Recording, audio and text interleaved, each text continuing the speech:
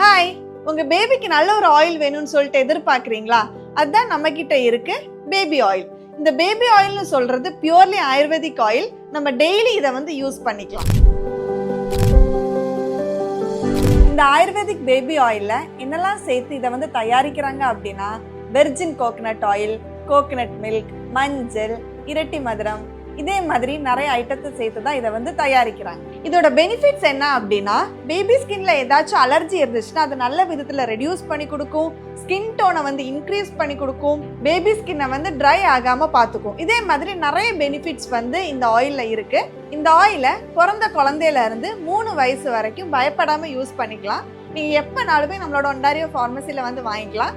நம்மளோட லொகேஷன் எங்கன்னு பாத்தீங்கன்னா, nearby NMC, Al Nahda to Dubai.